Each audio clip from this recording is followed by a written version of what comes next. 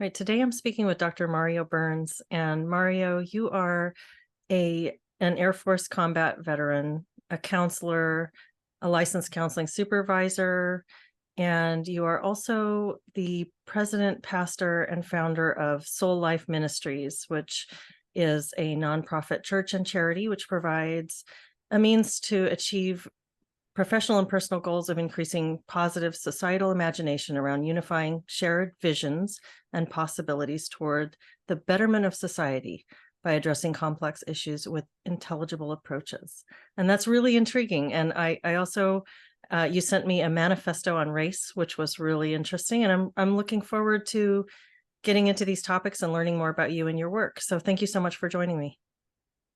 Leslie, thank you so much for having me. It is an absolute pleasure. It's an honor. And so I'm so very thankful for you allowing me this opportunity. Well, thank you so much. And so could you start by maybe telling a little bit about yourself and how you found yourself doing this kind of work? Yes, absolutely. I'm originally from St. Louis, Missouri, born and raised. I joined the Air Force in 1999 and I served for 6 years. I was a security forces member. I was stationed at Whiteman Air Force Base in Missouri. During that time, I had an opportunity to deploy to Saudi Arabia and to Iraq, and I got out in 2005. During that time, I was able to finish up my bachelor's degree while I was on active duty. I got out and started pursuing the field of counseling while working full time with the Department of Veteran Affairs. And by the way, as I mentioned that, everything that I state is for me and me only. I'm not representing the VA. I'm not representing the government or any other entity or body or organization or anything like that. And so that's my disclaimer. But yes, I got into the field of counseling because I've always felt an intrinsic need to help other people and to assist other people in any way that I can. And so I got into the field of counseling, finished up with my master's from the University of Missouri in St. Louis. Also with my rehabilitative certificate from the University of Arkansas in Little Rock. Then I got married, moved down to San Antonio. I lived in San Antonio, Texas for 5 years and got divorced from my first wife in San Antonio. But while I was down there, I was able to attend school at the University of Texas in San Antonio. And that's where I finished up my PhD in counselor education and supervision. And that is also where I met my current wife, which was an amazing story with the way it happened because she's from Ohio. I'm from St. Louis, but we both met up in San Antonio. And then we ended up moving to Tennessee later. And now we both live in Tennessee, in Hendersonville, Tennessee, right outside of Nashville. And Mm, we've been here for about 6 years now. Yeah, mm, about 6 years. Yeah. nice. So how did you like San Antonio? Absolutely loved it. I love Yeah. San Antonio, love Texas. Oh my gosh, yes, the food, the people, everything was great. I have nothing but positive things to say about San Antonio. That's also where I did my basic training and Mhm. my technical training when I was in the Air Force. So I've always had an affinity towards San Antonio. So you were on Lackland then. Yes, Yeah. And then did you live out by UTSA? I did. I lived Okay. in the northwest side of San Hmm. Antonio when I lived down there in the medical center area. Hmm. So Hmm. I absolutely love San Antonio. Yeah, I Yeah. still miss San Antonio to this day, but love Tennessee as well. And Yeah. Tennessee is home now. Yeah. Well, And love so St. Louis. I'm originally from St. Louis. Got to yeah. give St. Louis a shout out. What a great story about meeting your wife there. You two came from different places and met there. Yes, That's yes. amazing. And so we've been happily married now for 6 years. I got 3 kids.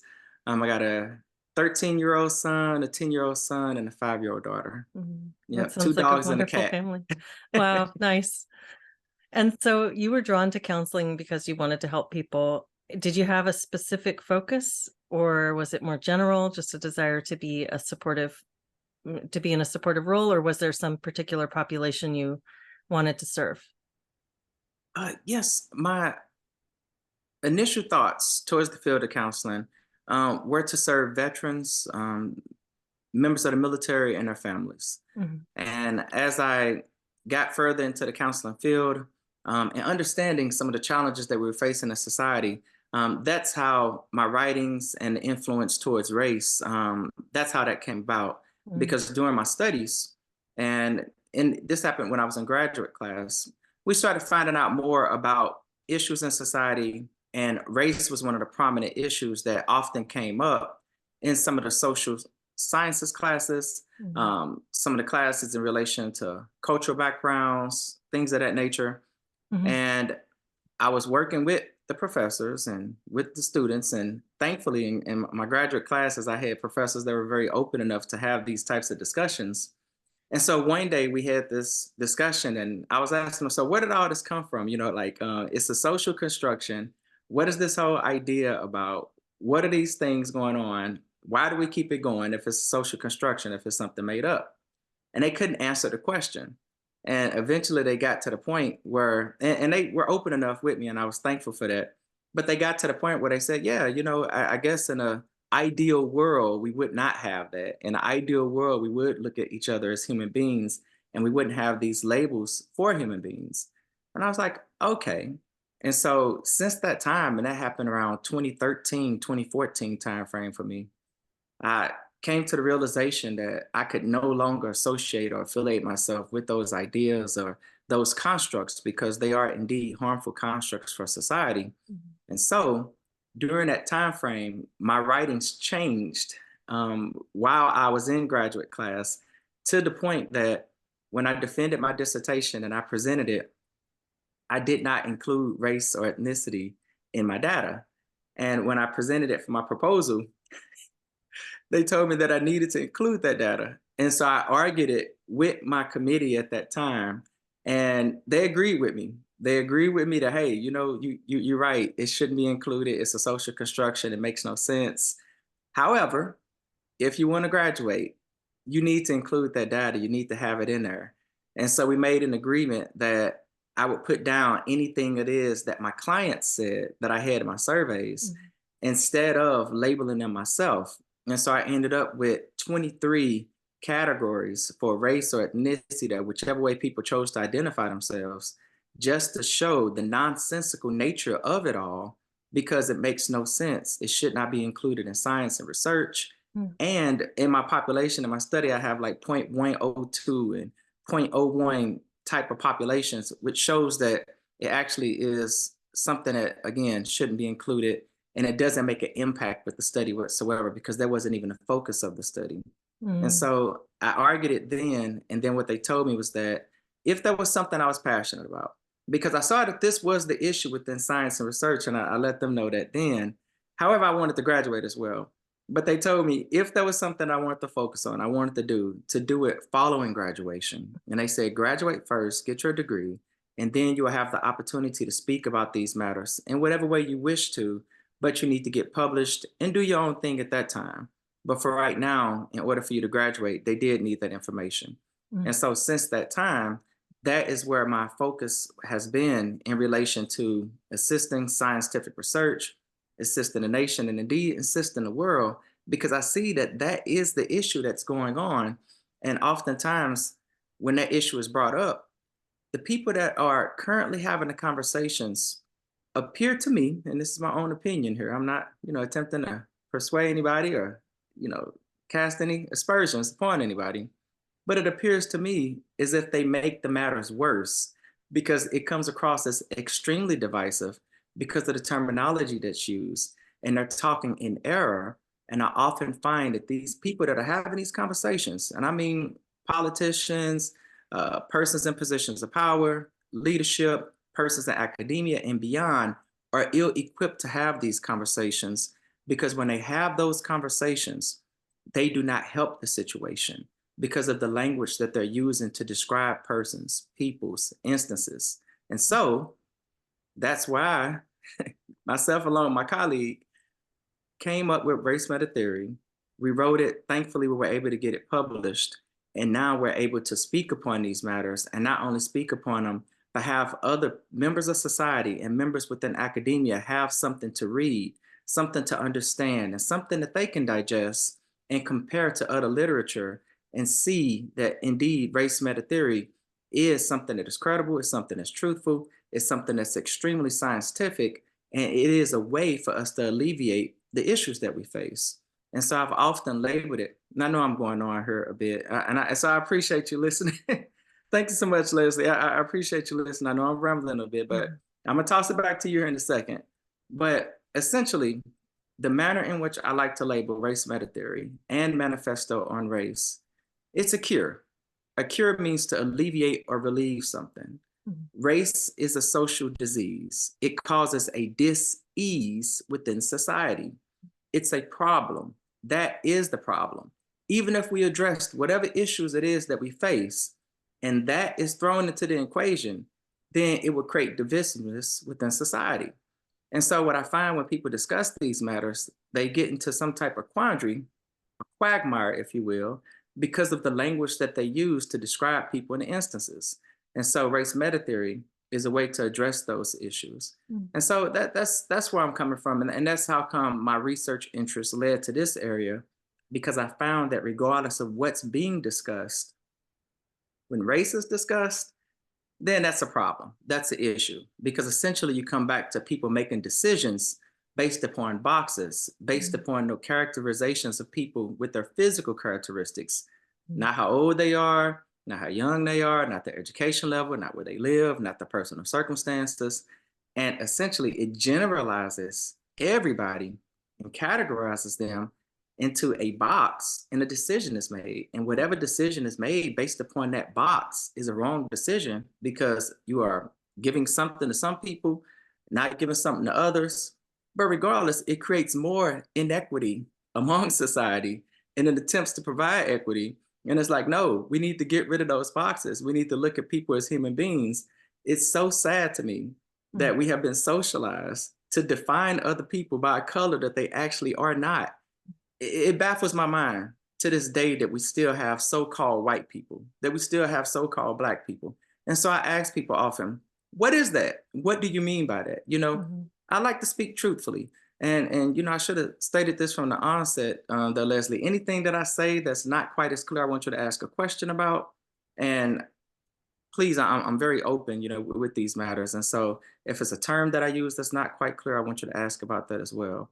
But essentially, that's what I get to. I like to ask questions about a number of different things. And with this issue of race, I do want to know, what are you talking about? Who do you mean? Who Mhm. are these people that you're referring to? Is it all of them? Is it some of them? And then when I get to that, then people are unable to answer those questions. And what I have found is that if people are unable to give an account to themselves or account to others, it's not necessarily that they don't know what they're talking about, but I have to question their level of understanding about what they're talking about. And so Mhm. for me, I like to be very clear, with what it is that I'm sharing. And so let me pause. I know that was a lot. I'm gonna toss it back to you, Leslie. But yes, that's what led me to my research interest, and that's a bit about like my background and story that brought us to this point. Well, I'm really interested in hearing more about race meta theory and how you feel like we can use language in a healthier way around these issues. And also your statement that race is a social disease. I'm really interested to hear more about that. And it sounds like you were in school around 2013 and learning these things, you say? Is that Yes, about the right time frame? yes, I graduated my PhD in 2016. Okay. And so if my trajectory is right and my understanding about how this has been going in academia is right, then it got, I will say it got worse, or it intensified, or it got more reductive after that point, even so. But so, because my experience is talking about race when I was in undergrad, for instance, that it made a lot more sense. We spoke about things with a lot more nuance. And then I came back to Hmm. academia in 2019, and it was this really reductive concept where it really Hmm. was this category that defined a person instead of just being one thing. Like maybe we would have said, do you see the guy in the yellow shirt, and there's two guys in yellow shirts over there, and you say, which one? Oh, the white guy or the black guy. So that's like it's like a descriptor, like the blonde person, the tall one, the heavy one, something like that. But now we weren't using it as one descriptor of many. We were using it in a way that defined what a person was. We had this idea of black identity formation, white identity formation. Like, this is what it means to be a person from this ethnic background or this ethnic background. And it really shocked me that we could make such sweeping generalizations about people based on Hmm. one demographic category, that we know one thing about you and we're going to assume all kinds of other things about you based on that. And so when you were hearing this back in 2013, I'm curious, and I'm imagining that it wasn't quite that bad, but it still set off some alarm bells for you. And somehow you were wondering, like, tell me more about this. And you're having these dialogues with your professors, and when you heard when you drilled down to this idea that in an ideal society, we wouldn't rely on this concept. We would just talk about people as people and see them as the individuals that they are. That really resonated with you. And then yet you were still plagued by this necessity of including race in your studies and in your work that you were doing, as if it were more important than you felt that it was. Is that Mhm. is that a fair kind of summary of your experience with that? Yes, it is. My questions actually started quite earlier, though, Mhm, much earlier. I brought in that instance because that was the formation of my ideas, like what it was solidified. mhm, But I've actually been having these conversations with people throughout my life, mhm, because growing up in St. Louis, I really did not experience any type of issues like with racism and nothing like that. mhm, In fact, I thought that it was odd that we even had like a such thing as like white people and black people, like when I was taught it in school. And so my friends that I had at the time, and I was fortunate enough in sixth grade, I went to a school where I had all different types of people from different backgrounds and ethnic groups. And so I started having those questions and conversations then. And even as kids, we were asked, so what do they mean? Is it all this, all that? And I'm like, I don't know. And it was very confusing. And so I've always asked questions. And I want to ask you a question here because it's a very poignant question, and it'll lead to me answering rather the question that you asked with the summation that you presented. All right, so you ready? sure. All right. And I want you to think about this. I Okay. want everybody that's listening to think about this, because if you can understand this, that this will really bring it home for you. Okay. I'm gonna ask it twice, and then I want you to give me your response. Okay. How can one find truth when you start from a false belief? How can one begin to get to even a small bit of the truth when you start from a false belief? What are your thoughts about that, Leslie? That's a really great question, and it's complicated. It seems like that's a very general statement. So I would say if you start from a false belief, perhaps you start to hear things or observe things that challenge that belief, and that leads to some cognitive dissonance where you're questioning. And if you encounter enough challenges to the false belief, or if you are curious enough about that dissonance that you experience, that can lead you to examine it further and find more information that challenges the false belief. So it requires curiosity, I suppose, and it requires exposure to challenging ideas, or perhaps truthful examples that challenge that original false belief. So I don't know if I'm going in the right direction. Is that kind of along the lines of what you're thinking? Well, can you find the truth when you start from a false belief? I guess it requires more information and more seeking, but not from that belief itself. Okay, there we Mm, go. Yes, yes. What you stated was absolutely correct. mm, It is impossible to find truth when you start from a false belief. mm, It's just impossible. And it could be a belief about anything. mm, Let's say that I believe that we were supposed to meet at a time other than the time that we're meeting right now. mhm, If I met at that time and I, got myself prepared and turned on the computer and everything, you wouldn't be here. it would be nothing I could do until I came to the truth that, oh, this is the appointed time, mhm, mhm, And so it's something that you can use in a waking state or in a dream state. If it's mhm, something that is false, you cannot find the truth when you start from that false standpoint, that false belief. And so, with this idea of race, it is something that is false from the onset. It was something that was manufactured, it was something that was created. And that is the piece that people are missing. mm, How can we address racism if we don't address race? We have to talk about that. Where mhm, did we get this idea of so called white people, so called Black people, African American, Asian American, Hispanic American, non Hispanic white, Latino American? American Indian, Alaska Native, where did that come from? That was something that was contrived. That was something that was created here in America. Now, in other places outside of America, it may be called different things. And indeed, throughout human history, this whole idea of race has changed.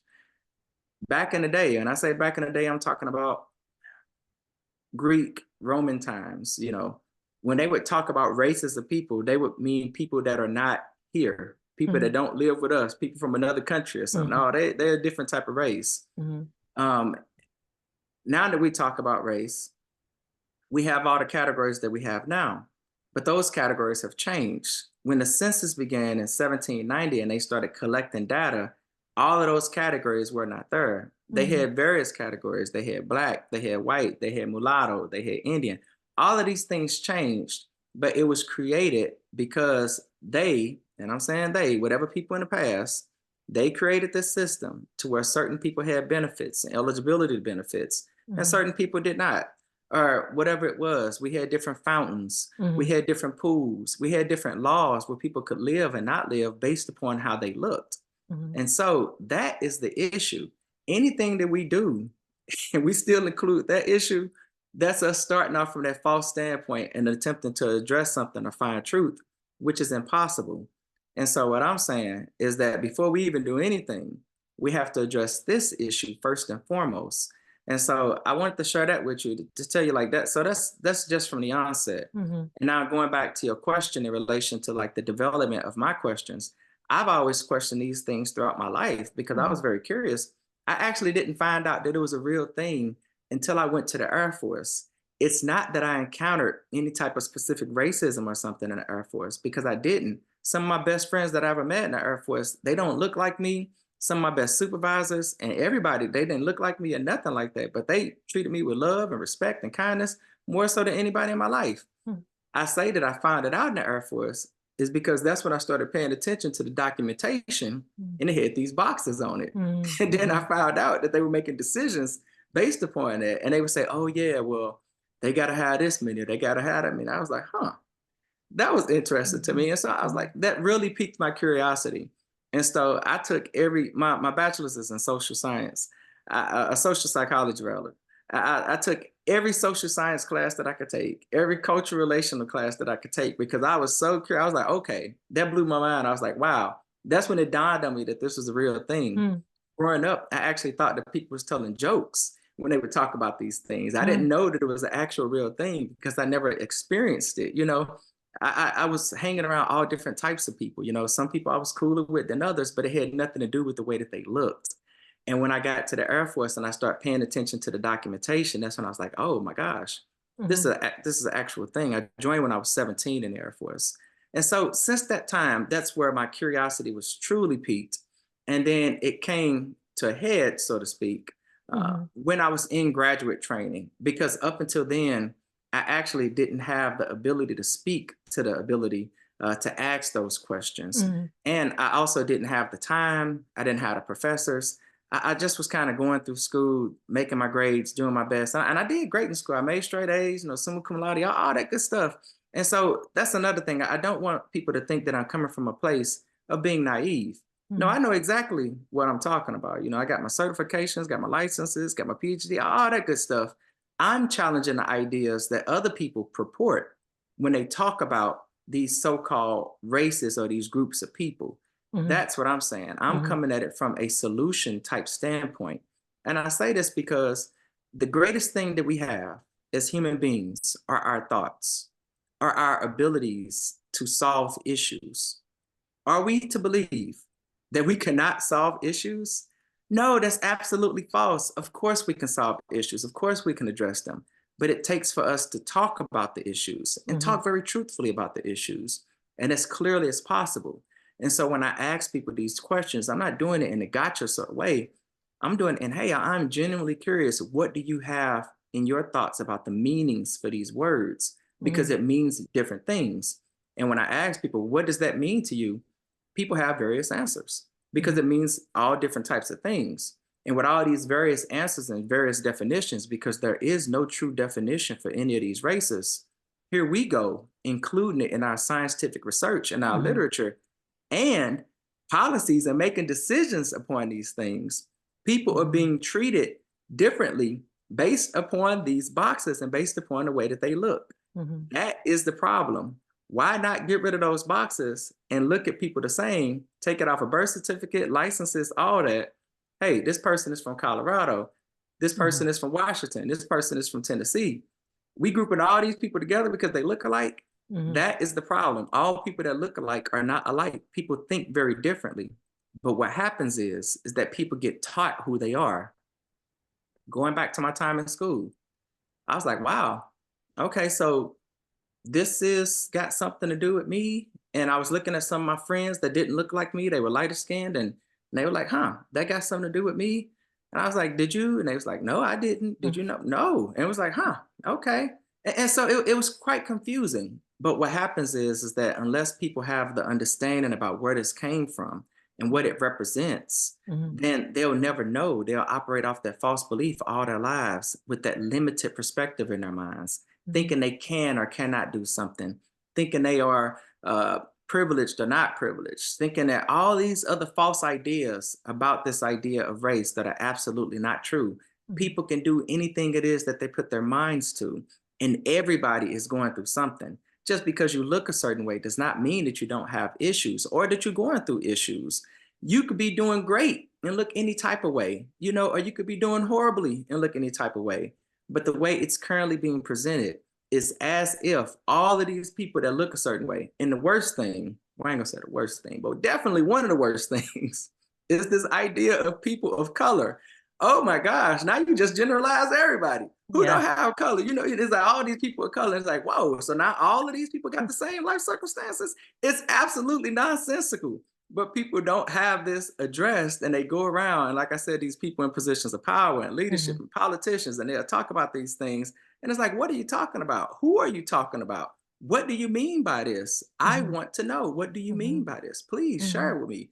And then when you get to that meaning, that's when you're able to break down some of those false ideas that they Mhm. may not even know that they have. Mhm. Because you know what, Leslie? And this is the part that's kind of heartbreaking to me. Many of these people actually think that they're doing a very great thing. Mhm. And in their heart, they actually coming from the best of intent and best of places. It's just that when you're operating from a false standpoint, you won't be able to get to the truth regardless because you started from that false standpoint. Mhm. Mhm. Did that answer your question? I think so. Yes, I think so. It's yeah, the you brought up the idea of people of color, and that was something that I started to hear in graduate school was BIPOC, this Mm, BIPOC category, Black, Indigenous, and people of color. And so you could either be white or you could be BIPOC. mm, And so that seemed like a really huge swath of humanity that you mm-hmm. label with one little acronym, which actually seems quite dehumanizing.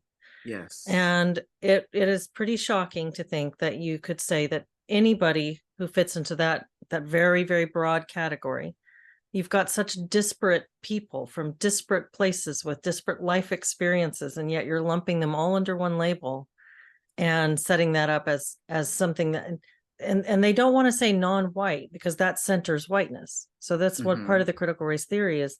If you say white and non-white, then you're centering whiteness. But I fail to see how you're not doing the same thing when you use the word BIPOC. You're doing the same thing. You've just changed Mm-hmm. the label. So the the arbitrariness of this labeling system that you're calling out, I think it makes a lot of sense the way that you're framing it. And with the importance of language around these things and the I guess the assumptions and the generalizations that go into these kind of linguistic labels, what do you see as a way to break out of that or counter that and talk about this in a different way that makes more sense? In relation to the issues, like I discussed in race meta with the recommendations, um, a St. Louisan, a person being from St. Louis, a San Antonian, Mhm. a Tennessean, a person that lives in Hendersonville, talking about it with their zip code, talking about their life circumstances and their factors, and looking at the intersections of identity versus labeling them by their physical characteristics. Because you can have someone living in whatever zip code, working in whatever job, and having whatever education level, that has so much more to do with that person and their identity versus how they look. Mhm. But right now in our society, and it's quite unfortunate, we find ourselves in a state of human history within the nation, and it's changing by virtue of us having this conversation. It shows that it's changing. Mhm. But right now, quite unfortunately, due to tradition and due to habituation, Mhm. people are generalizing other people based upon their physical characteristics because that is the way that they have been taught. They don't know any other way. They Mhm. haven't been to other countries. They haven't been to other societies and circumstances. And for me, I am so incredibly thankful for my experiences in the military to be able to travel to other countries, talk to other people with different languages, also be able to travel to Europe and go to all different types of countries. Travel to the South, travel to the North, travel to Canada, wherever. I've been to several different countries, several different places, and met so many different people. They're all different. Everybody is different. But when people are not taught that, then in their minds, they're walking around with these false ideas about themselves and these false ideas about others because they have not had that exposure. But solely by virtue of having the question presented to them is powerful because it allows them that opportunity to think about something Mhm. differently.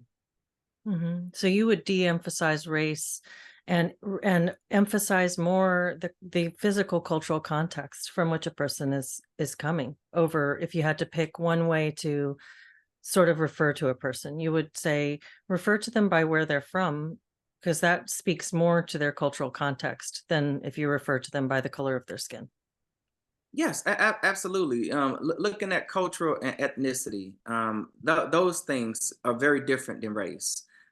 Somebody's culture, you can have a workplace culture, you can have a culture with a team base or a Mhm. fan base or something like that, Mhm. where these people they act this way, they dress this way. That's the music they listen to. That's like a cultural thing. Mhm. Ethnicity relates more to where that person is from, their traditions, their beliefs, their Mhm. values based upon where they're from. Their religious or beliefs may even be part of that. That's ethnicity.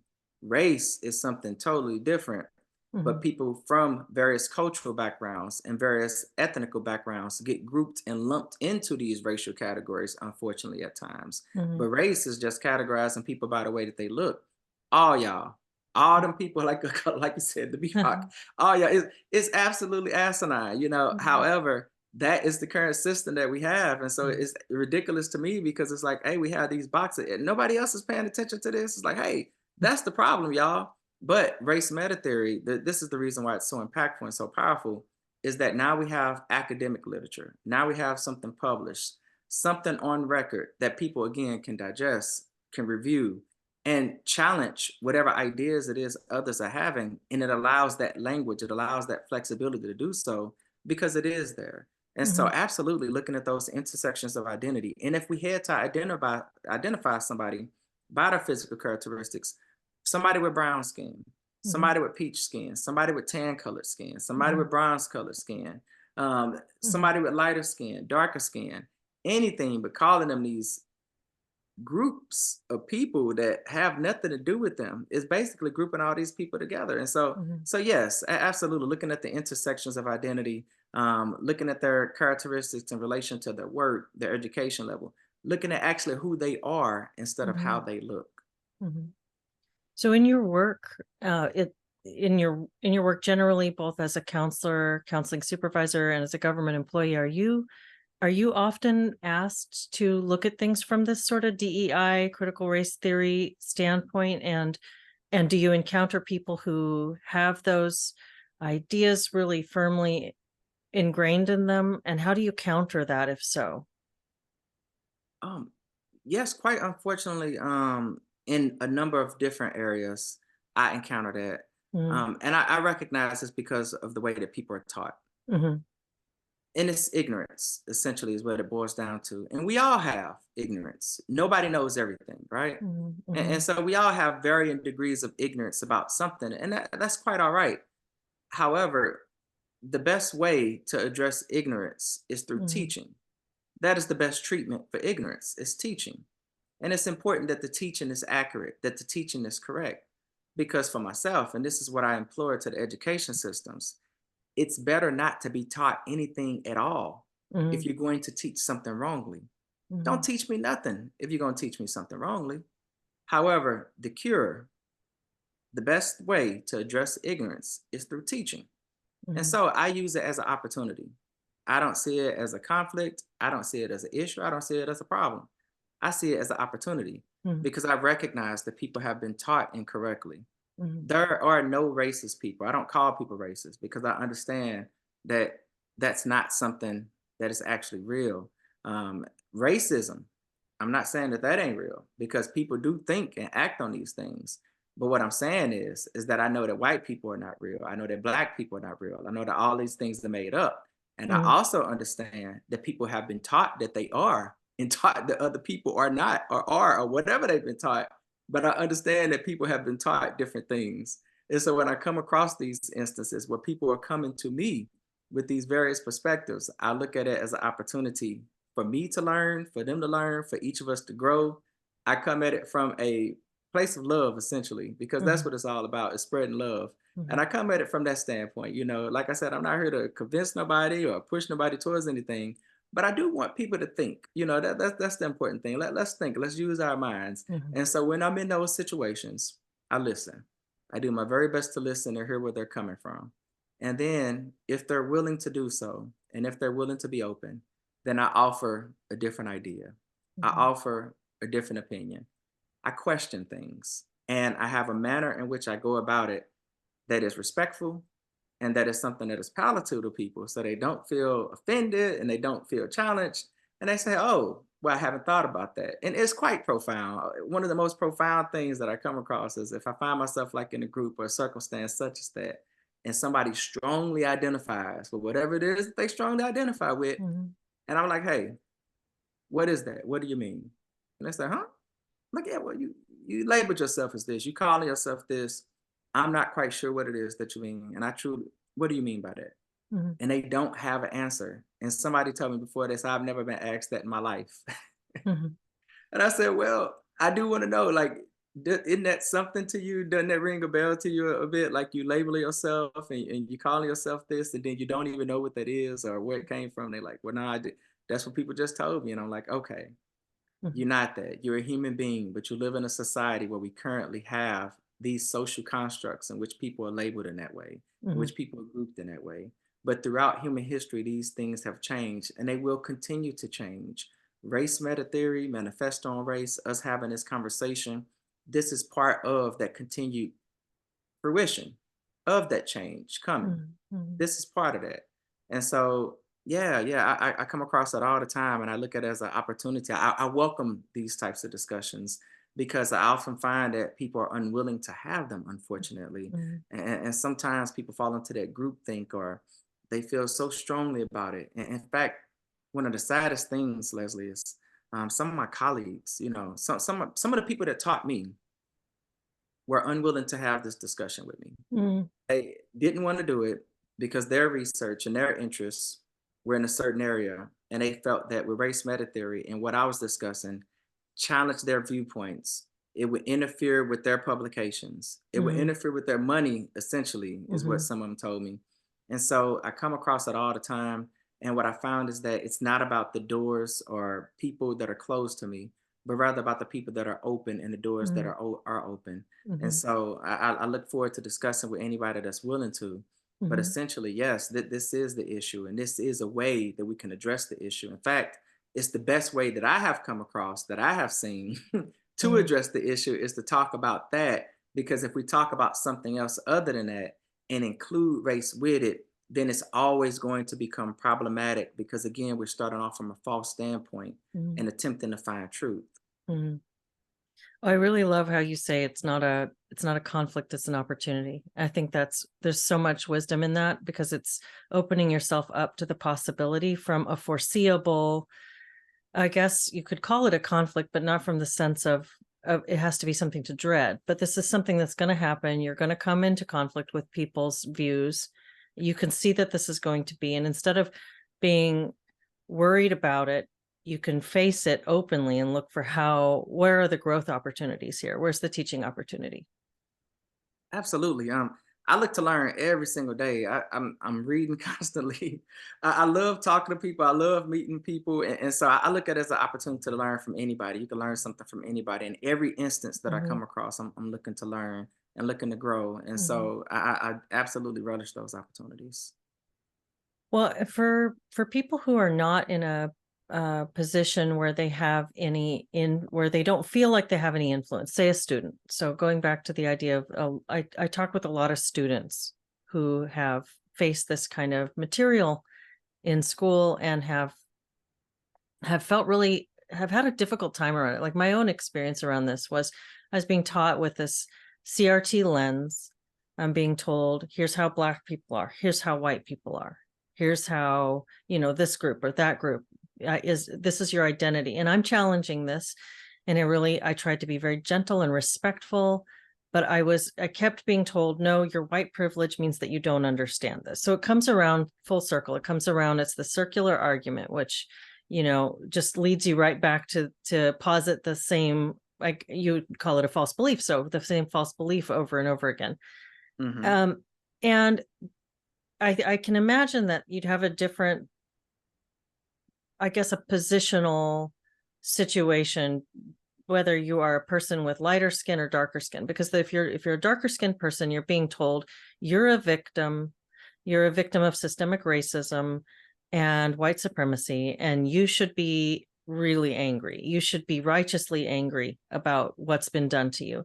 And if you're a lighter skinned person, then you're being told you are an oppressor. You are a perpetuator of villainy on other people, and something inherently is bad about you. And so you should be ashamed of yourself, and you should ally yourself in these ways by sort of making yourself a, a a sort of an agent in this cause of teaching other people about how white supremacy is really dangerous. So you're whether you're, say, a student who's darker skinned or lighter skinned, if you're having problems with this material and feeling like this is objectionable and it's false and you want to talk about it, how would you recommend people approach that? How can a student or somebody or is an employee, say, being taught in a DEI course about this stuff in this really childish, sophomoric, reductive way, how can they challenge this or talk to people about this?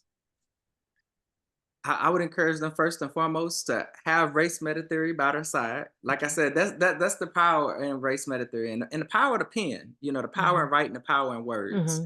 is that now it is something in the literature from APA that people can reference and say, hey, well, what about this? What are your Hmm. thoughts about this, professor? What are your thoughts about this, whoever? Hmm. And now it challenges that idea.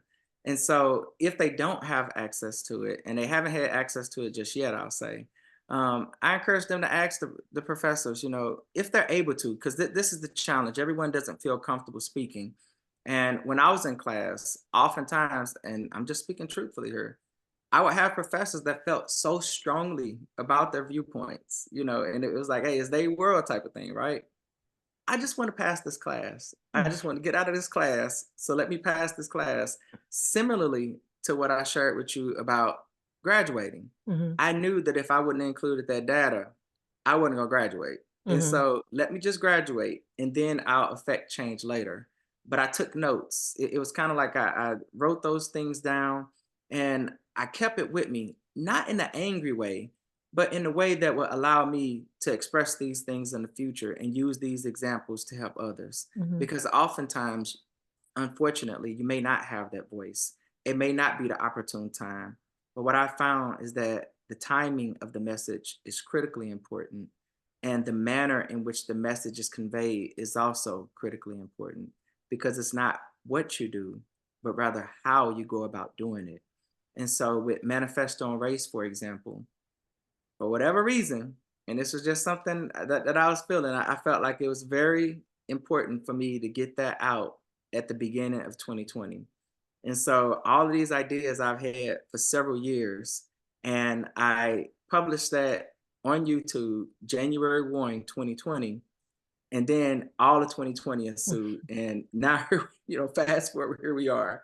Yeah. I also published Race Meta Theory during 2020. Well, I submitted it for publication rather Mhm. during 2020, and it was published in 2021 Mhm. because I felt it was critically important that people understand, hey, Mario been thinking about this for quite some Mhm. time. This just didn't start because we find ourselves in the situation we are now. Mhm. These situations and these problems that we have existed for quite some time. Mhm. And so I wanted to speak to that. And so that's why I thought it was very important for me to put it out as early as possible, and formulate my thoughts as best I can to allow others. And so, for a student that's out there listening, if you do have a professor or if you have a boss or whatever circumstance you may find yourself in within the organization, and these false ideas, these false narratives about race are being taught, and you're being labeled as white, you're being labeled as black, African American, Native American, American Indian, Alaska Native, all these various ideas, Latino, Hispanic, all these different ideas, and they're expecting something of you that you are not because you are you. Question it. Refer them to race meta theory. Say, hey, actually, what do you mean by that? Why do I have to be this? And why do you have to be that? What is going on with that? Tell me more about it. And open up the door, for communication. And do it in a cordial manner. It Mhm. doesn't have to be conflicting. It's just, well, what do you mean by that? Mhm. That's one of my favorite questions to ask people. Well, what do you mean? Because I may misunderstand it. And I like for clarity to be there all the time as much as possible. And so I asked for clarity. Just, well, what do you mean by that? Do you mean all? Do you mean some? And then that's when you go into that circular motion, like you discussed, where you're going around the truth of it all, Mhm. because the truth of it all is that it is fictitious. It is something that's made up. And if people Google it and research it, they'll find it. Oh my gosh, wow, I did not know that this was made up. Mhm. I was reading one of the lectures that Abraham Lincoln wrote, because Mhm. I did my research on this Mhm. extensively. And so Abraham Lincoln used to write lectures and he would talk about the inventions of the year. Mhm. And in one of his lectures, what he talked about was the invention of the Negro. And what Mm. he was saying is that it was one of the inventions of the year. Mm. He wasn't calling it a great invention or nothing like that, but he was saying it was something that was invented, meaning that in society, what they did was took a paper bag in many instances. And if you were darker than a paper bag, you got treated in a certain way. If Mm. you were lighter than a paper bag, you got treated in a certain Mhm. way. And so it was an idea that was contrived within society. And then people were forced to label themselves and do different things based upon their physical characteristics. And so I would encourage students to just question it and have race meta theory, because it's always good to have some literature and some backing, and not include race in your studies and have that literature and backing, the reason why, because race is actually something that should not be included in science. It's not scientific. And Mhm. so it hurts the studies. And I'm going to say this last thing before I toss it back to you. Just consider a research study, a research article. And when you see those categorizations of people, we don't even know who those people are. We don't Mhm. know where they come from. All we know is how they look. Mhm. We don't know about their health status. We don't know about their education, their jobs, their exposures, anything about them. All of these people have just been generalized because of the way they look. Mhm. And again, we do it out of habituation and out of tradition, a sad tradition, but that's the reason that this is it's about. People don't Mhm. know another way because they haven't been exposed to something different. And so with race meta theory, it provides them an alternative, something different, a different viewpoint in order to look at these matters. Well, I think that's a really powerful framework, and I think it's very useful to be able to, if you're a student or an employee or somebody who's being having this other theory taught to you, and you feel like you don't have, like you'd have to kind of create your own response by yourself. You don't feel like you have anything to draw from that's in the Mhm, literature. So having a counter saying, okay, so I hear you teaching me critical race theory, but have you heard of race meta theory? And here's mhm. another way I've been taught to look at this. And so what do you think about this? And so it sounds like a really uh, that makes me feel really optimistic hearing that. Yeah, Leslie, I was teaching courses, and I was teaching at University of Missouri, St. Louis. I was teaching at Webster University. I taught at University of North Texas as well. Mhm. And I do guest lectures Mhm. at different points in time. Because not now I don't teach. I'm focused on family, focused on work, focused on my organization, Soul Life Ministries. And um, one of the students told me something that made me feel so good. Mhm. She said, Dr. Burns, I swear to you, when I was reading this, she said, it felt like you were reading my mind, and everything it is that I ever thought and wanted to say, you said it in this paper. Mm, She said, "This is what needs to be taught." And she said it changed her life. She was so happy because she said she will challenge her professors. And she had lighter skin as well. She said she will challenge her professors. And I just pointing that out because, mhm, I think that's important sometimes. People that have darker skin, I point that out too, but yes, she challenged her professor on it, and I felt so good about that. mhm, And then one of the people that had darker skin, he said the same thing as well. I had somebody that was in their 70s tell me mhm, that how it changed their life, and they said that wow, they never thought about these things, and now they have to change their whole perspective about their approach to things by mhm, just describing and defining people based upon their skin color and grouping them all together. And so, yes, yes, absolutely, Leslie. The impact is there, and one teach two, mhm, two teach three, three teach four, and four mhm, teach more. And so, regardless, the people that's looking at this podcast, I think this is a great opportunity to share and spread the message in any regard.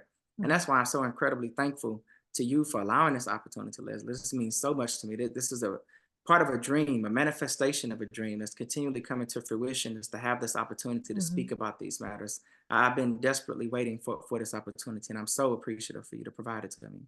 Well, I'm so appreciative of you reaching out and sharing this with me and with the people who will listen and watch this. I think it's really refreshing. And as before we close out, would you give the fundamentals of meta theory and tell people where they can read more and hear more from you?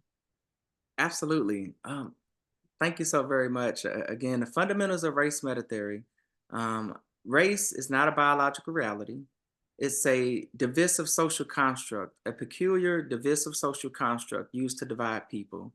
And instead of using race, I'm encouraging people to look at the intersections of identity, look at the humanity of people.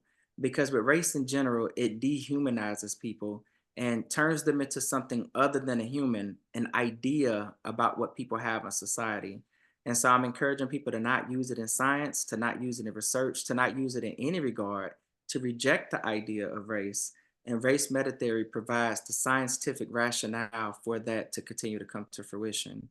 And if they would like to view race meta theory online, if they type it in, now it's up and it's on several websites. If they would like to visit my website, it's www.soullifechurch.org, and they can find out information about race meta theory, find Manifesto on Race, and some other literature and helpful ideas as well. And I do want to tell people this because it's not about the money. In fact, I'm not asking for any donations. And on the website, even though it's very highlighted, they'll see that it's not about the money. I have a statement on there. Donate willingly if you want to, but I'm not asking for any money or anything like that, because I also find that that's problematic. Like with different organizations that are supposed to be there to help people, then they're like, well, hey, give me your money. And so for us at Soul Life Ministries, we're doing quite all right. We don't need any money. We want to spread information. We want to spread love. We want you all to get this information in your hands. And so please get it, share it with others. And again, thank you so much, Leslie. I greatly appreciate this. This has been an honor. This has been a pleasure. And I'm eternally indebted to you. I thank you so very much. Thank you so much, Mario. It's a pleasure to speak with you, and I will include the links below in the description of the video so people can go and read more and learn more and listen to your work. Thank you so much. Thank you so very much.